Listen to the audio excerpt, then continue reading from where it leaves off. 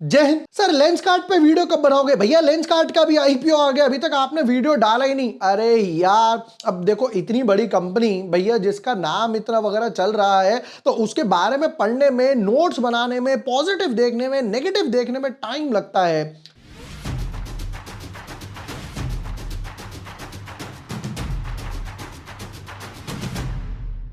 Hi everyone, my name is जुबोर वाशने। I am a SEBI registered research analyst.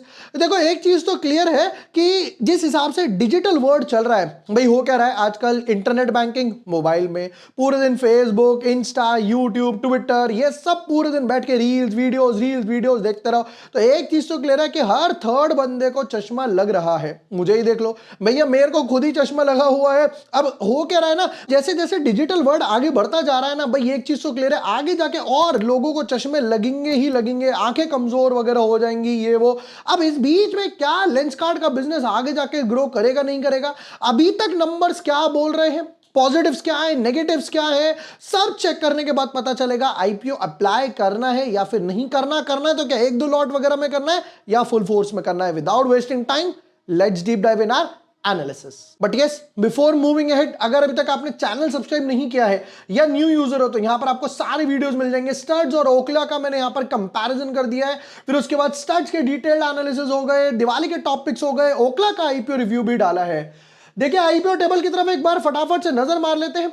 तो देखिए ओखला और स्टड जो है वो एक ब्रैकेट में, लेंसकार्ट और स्टड जो है वो एक ब्रैकेट में। ओखला के एनालिसिस में डाल चुका, स्टड्स के एनालिसिस डाल चुका, आज की वीडियो में कर रहे हैं लेंसकार्ट के।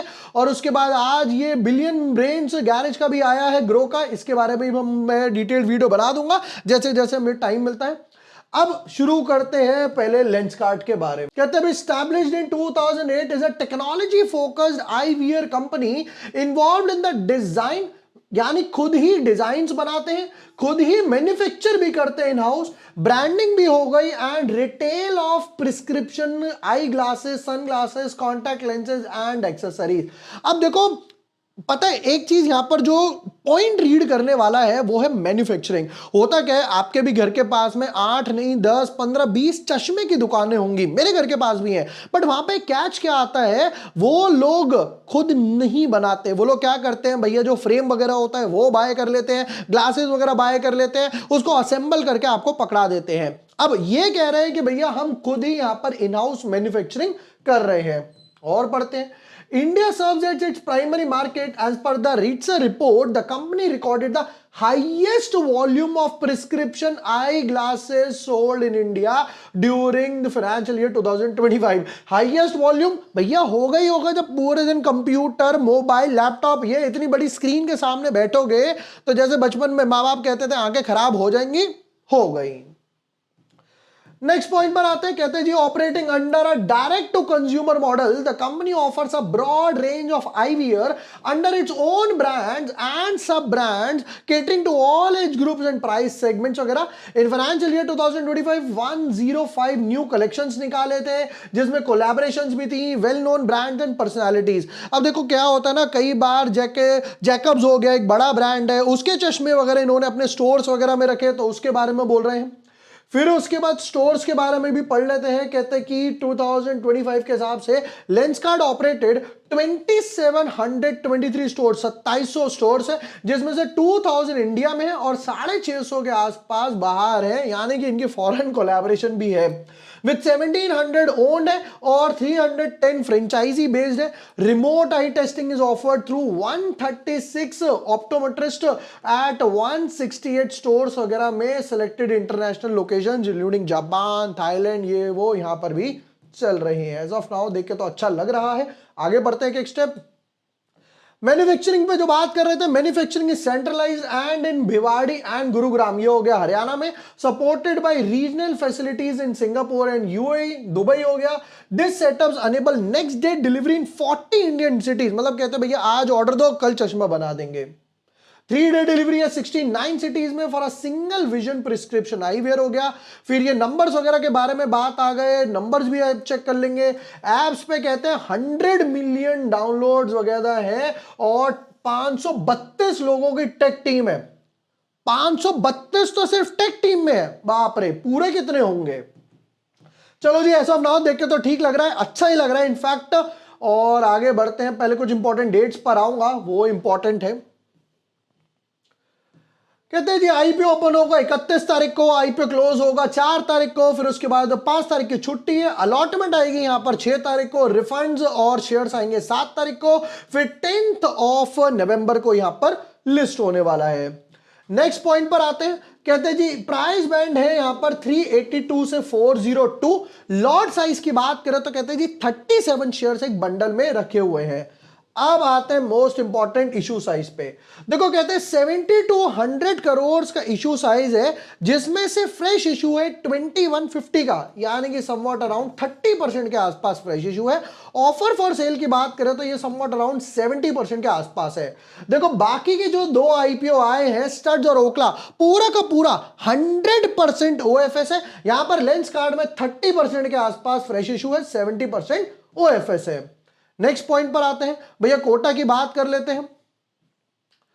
अब एक इंपॉर्टेंट पॉइंट देखो, क्यूआईबी को है यहां पर 75%, रिटेल वालों का कोटा कम है 10% के आसपास है, और एचएनआई का कोटा 15% है। अब होता क्या है, देखो ऑलरेडी यहां पर 10% कोटा है, तो अलॉटमेंट के चांसेस तो पहले ही कम मानकर चलो।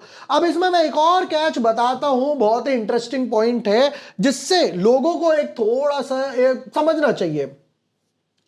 देखिए रिटेल का कोटा कितना था, 10% के आसपास, यानी कि अलॉटमेंट के चांसेस मेरे कम हो गए। अब होता क्या है, लोग क्या सोचते हैं, मुझे अपने अलॉटमेंट के चांसेस बढ़ाने हैं, तो मैं एक काम करता हूं, 2-3 मल्टीपल डीमैट अकाउंट से लगा देता हूं, which is blunder, which is horrible.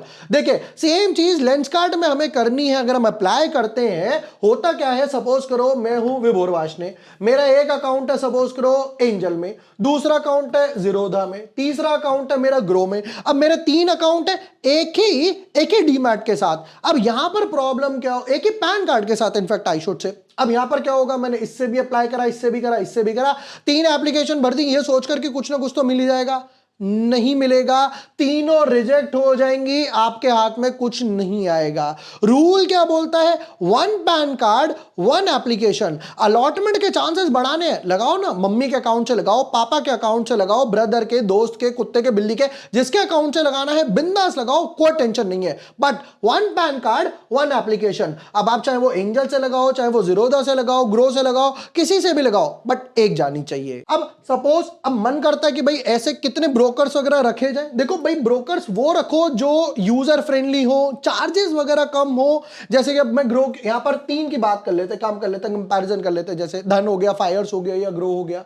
Grow की बात करें, फास्ट है, रिलायबल है, AMC charges 0, account opening charges भी 0 है, परफेक्ट है बिगिनर्स के लिए, ऑल इन वन प्लेस है। अब इसी तरीके से धन की बात कर लेते हैं भाई, 0 अकाउंट ओपनिंग फीस है, फिर उसके बाद 0 ब्रोकरेज वगैरह है, डिलीवरी ट्रेड्स वगैरह पर। Most important fast UPI IPO है, मतलब अगर आईपीओ अप्लाई करना है तो फास्ट यूपीआई से कर सकते हो, क्लीन इंटरफेस है। अब इसी तरीके से फायर्स है, यहां पर कि 5 मिनट में अकाउंट ओपन हो जाता है, और 0 AMC and powerful charting tools. अब वापस आते हैं, अब इसी तरीके, लिंक मैं डिस्क्रिप्शन पिन कमेंट में दे दूंगा, आप एक बारी को देख लेना।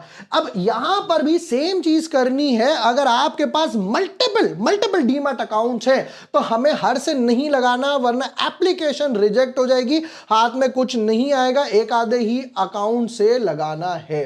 वापस अगर अब इसकी तरफ आते हैं कि भाई रिटेल की बात करते हो, तो कहते हैं एक लॉट मिलेगा 14,874 का। मल्टीपल लॉट्स चाहिए तो स्मॉल एचएनआई या बिग एचएनआई में अप्लाई कीजिए। हालांकि मैं आपको एक चीज बता देता हूं, इनमें कोई भी लॉक इन नहीं रहता है। लोगों को लगता है यार मैं स्मॉल एचएनआई में लगाऊंगा, क्या लॉक इन रहेगा, नहीं रहेगा, कोई लॉक इन नहीं है। अब आते हैं मोस्ट इंपॉर्टेंट पे, दैट इज नंबर्स। फाइनेंशियल्स पे बात करते हैं कि भैया बताओ कितने प्रॉफिट में हो, कितने लॉस में हो, क्या नंबर्स हैं। फिर इसके बाद आपको लेके चलूंगा कुछ इनके इंपॉर्टेंट रेशियोज वगैरह पर। स्टार्ट करते हैं फाइनेंशियल्स वगैरह पर। देखो एक चीज तो क्लियर है, स्टार्ट करने से पहले यहां पर नंबर दिखाई दे रहा है नेगेटिव, वो तो वाजिब था, होना ही था। देखो जितनी भी न्यू एज टेक कंपनीज है, वो स्टार्टिंग में क्या करती है ना, जैसे कि पेटीएम हो गया, जोमैटो हो गया, राइट, मामा अर्थ वगैरह हो गया, स्विगी हो गया, ये सब क्या करती है, पहले खूब पैसा खर्चती है ब्रांडिंग पे, मार्केटिंग वगैरह पर, ताकि लोगों को मेरे नाम के बारे में पता लग जाए कि भैया लेंसकार्ट कुछ है, जोमेटो कुछ है, डिलीवरी कुछ है। तो इस तरीके से ये लोग खूब पैसा खर्चते हैं ब्रांडिंग पे।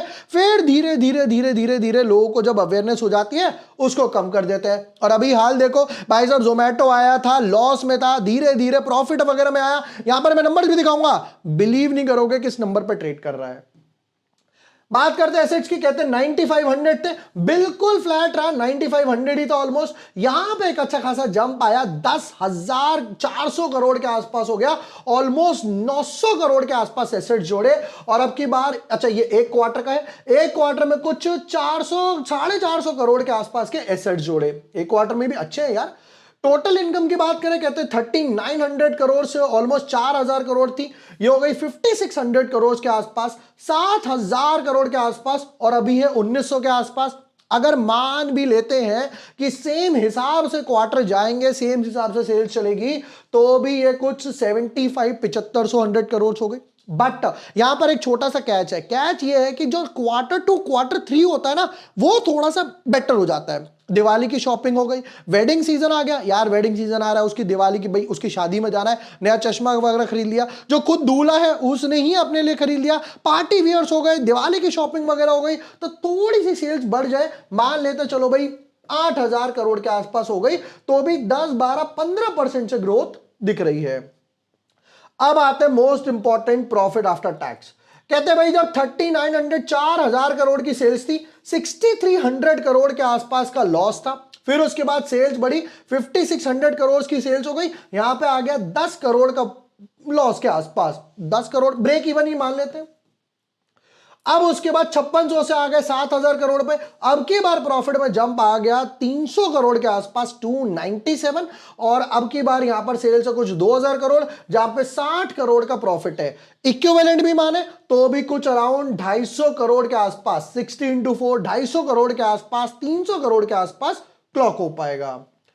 नेक्स्ट पॉइंट पर आते हैं बोरिंग्स। कहते हैं जी पहले 917 करोड़ की बोरिंग्स थी, और ये हो गई 500 करोड़ के आसपास, सीधा 400 करोड़ से बोरिंग्स रिड्यूस हो गई। अब यहां पर एक कैच देखना, मान लेते 10% से इंटरेस्ट दे भी रहे थे, तो यहां इंटरेस्ट जा रहा होगा कुछ 90 करोड़ के आसपास, 91 करोड़, और यहां जा रहा है 50 करोड़, तो इफेक्टिवली आपने ऑलमोस्ट 40 करोड़ तो यही बचा लिया, जो यहां पर इजीली दिखाई दे रहा है। इंपैक्ट नजर आ रहा है कि भैया सेव कर रहे हो, और फर्दर रिड्यूस, और फर्दर रिड्यूस। तो बैक टू बैक एक बहुत पॉजिटिव पॉइंट ये है, बोरिंग्स रिड्यूस करते जा रहे हैं कि भैया 917 से 300 तक तो आए गए हैं, 1/3 हो गई, और हो सकता है आगे जाकर 250 200 2 4 5 क्वार्टर में, ये 1-2 साल में और रिड्यूस वगैरह भी कर दे। चलो एक चीज तो क्लियर है कि भाई लॉस से एटलीस्ट थोड़ा बहुत प्रॉफिट वगैरह में आए हैं। सेम चीज जोमेटो की कहानी थी, जोमेटो के नंबर्स अगर देखते हैं, क्वार्टर रिजल्ट हो गए या P&L अकाउंट हो गया, 1000 करोड़, ये वाला ले लेते हैं नेट प्रॉफिट आफ्टर टैक्स, तो कहते हैं 1000 करोड़, 2300, 800, 1200, 900, देखो ये कहानी आ गई 350 करोड़, 500 करोड़, और अभी भी 200 करोड़ के प्रॉफिट। तो ये टर्न अराउंड हुआ, और भाई साहब ये बिलीव करोगे कितने पी रेशियो पर ट्रेड कर रहा है, you will be amazed to know. Number ही दिखाता हूं पूरा, जोमेटो इज ट्रेडिंग एट 1700, और ये तो इंडेक्स का पार्ट भी बन गया। सेम चीज पेटीएम की कहानी भी देख लेते हैं एक बार फटाफट से। भैया ये भी आए थे आईपीओ, फिर उसके बाद -160, -300, 200, 200, 500, 800, 930 अदर इनकम की वजह से बढ़ा, फिर उसके बाद -200, और फाइनली 120 करोड़ का प्रॉफिट। तो वो ना धीरे धीरे टर्न अराउंड वाली बात है। वापस आते हैं इस पर, देखते हैं कुछ और important numbers. Return on capital employed आया 13% के आसपास, रिटर्न ऑन नेटवर्थ आया 4% के आसपास, वही जो इनका पैट मार्जिन चल रहा है। प्राइस टू बुक वैल्यू 11 थोड़ा सा हाई है, 70,000 करोड़ की मार्केट कैप पे ला रहे हैं। अब ये देखते हैं ईपीएस, कहते हैं जी ईपीएस पॉजिटिव आ गया, 1.41 है, पी रेशियो है 227, 280 पोस्ट लिस्टिंग नंबर पे 280। अब ये करेक्ट कैसे होगा भाई, जैसे ही थोड़ा सा और प्रॉफिट हो जाता है, यानी कि अर्निंग्स डिवाइड हो जाएंगे, तो पी रेशियो हो सकता है थोड़ा सा और बेटर वगैरह हो जाए। फाइनल देखते हैं भाई पैसा किस लिए उठा रहे हो, पीयर कंपैरिजन इसका कोई है नहीं, अकेली कंपनी है तो काइंड ऑफ अ मोनोपोली है। और आते हैं लास्ट में, पैसा किस लिए उठा रहे हो। Capital expenditure towards setup of a new COCO stores, जिसमें कहते हैं भाई 200 कंपनी ओन्ड बनाने वाले हैं, 272 करोड़ से। Capital expenditure for lease, rent, licence agreement for related payments, जिसमें 590 करोड़ लगाने वाले हो। Investing in technology and cloud infrastructure 213 crore. Brand और मार्केटिंग प्रमोशन एक्सपेंसेस 320 करोड़ वगैरह के लिए। चलिए ये भी ठीक है। बाकी कुछ ब्रोकरेज रिपोर्ट्स वगैरह रीड कर रहा था, जहां पर ये एसबीआई कैप ने अप्लाई बोला, वेंचुरा ने अप्लाई बोला, फिर उसके बाद मारवाड़ी शेयर्स, इन 4-5 ने अप्लाई बोला है। ठीक है, चलिए जी फाइनल वर्डिक्ट पर आते हैं, क्रक्स पर आते हैं। फाइनल वर्डिक्ट पर आते हैं। देखो, एक पॉजिटिव चीज गिनते हैं, नेगेटिव चीज गिनते हैं। पॉजिटिव चीज ये है कि भाई बाकी जो 2 आईपीओ आ रहे हैं, स्टड्स का हो गया, ओकला का, वो 100% ओएफएस थे। ये कहते हैं भाई हमारा 30% जो है वो फ्रेश इशू है, 70% ओएफएस है। मोस्ट इंपॉर्टेंट, लॉस मिनिमाइज हुए, 60 करोड़ से 10 पर आए, यानी ऑलमोस्ट ब्रेक इवन हो गया। फिर वहां से प्रॉफिट में आए और वही जर्नी कंटिन्यू करने का ट्राई कर रहे हैं। सेल्स 4000 करोड़ से ऑलमोस्ट 8000 करोड़ पे बढ़ गई। एसेट जोड़ लिए एक क्वार्टर में 400 करोड़ के आसपास। बोरिंग्स रिड्यूस करी है, तो ये पॉजिटिव वाली साइड है। नेगेटिव वाली साइड एक आधा कि भाई हाँ 297 के ऑलमोस्ट 280 के पी रेशियो पे आ रहे हैं। बट हाँ भाई जोमेटो की बात करें, वो और 1600 के पी रेशियो पर ट्रेड कर रहा है, जो ऑलरेडी इंडेक्स वगैरह का पार्ट बन चुका है। उसमें भैया दमानी जी ने यहां पर और स्टेक बाय करा, एसबीआई ने और स्टेक बाय करा, दमानी ने आईटीसी भी बाय करा था, गॉडफ्रे भी बाय करा था, वीएसटी भी बाय करा था, जो उनके एक अच्छे खासे बेट वगैरह पिकअप हुए। अब आते हैं most important, over subscription, listing gain, long term. देखो अच्छी चीज क्या है, न्यू एज टेक कंपनीज है, जोमेटो, इन सब में एक अच्छी खासी रैली देखने को मिली है इन द टाइम में। तो लॉन्ग टर्म के लिए अप्लाई किया जा सकता है। कंडीशन क्या है, ध्यान से सुन लो। अगर ये लिस्टिंग गेन पर खुलता है, ध्यान से सुनना, लिस्टिंग गेन पर खुलता है और उसके बाद जो आईपीओ का बेस प्राइस है उसको स्टॉप लॉस मान के पोजीशन रखेंगे, उसके नीचे जाता है पोजीशन काट देंगे। ओवर सब्सक्रिप्शन की बात करूं तो भाई देखो ऑलरेडी 7-8 हजार करोड़, भाई छोटा आईपीओ नहीं है, जिसमें भी रिटेल वालों का कोटा कम है, क्यूआईबी का कोटा ज्यादा है। तो समवट अराउंड 3-5 टाइम्स के हिसाब से ही ओवर सब्सक्रिप्शन मान के चलना। मार्केट थोड़ा और स्ट्रांग होता है, बेटर हो जाएगा। लिस्टिंग गेन की बात करते हैं तो भाई समवट अराउंड 10-15% के आसपास लिस्टिंग गेन नजर आ रहे हैं। वो भी जो एक टर्न अराउंड हुई है, दमानी जी का नाम सामने आ गया, उन चीजों की वजह से। अगर आपको लगता है कि भाई 10 से ज्यादा 15% लिस्टिंग गेन ज्यादा नहीं है, तो इसको स्किप कर सकते हो। अब मोस्ट इंपॉर्टेंट जो मैंने चीज बताई थी कि भाई 10% का कोटा है, उसमें भी लोग क्या करते हैं, मल्टीपल एप्लीकेशन भर देते हैं। एक एप्लीकेशन भरनी है, एक ही डीमैट अकाउंट है, ताकि एप्लीकेशन रिजेक्ट ना हो। जो लोग बोलते हैं ना आईपीओ नहीं मिलता, ये उनके लिए खासकर है। वीडियो पसंद आया हो, share with your friends, like and subscribe. Thank you for watching the video. Lots of love.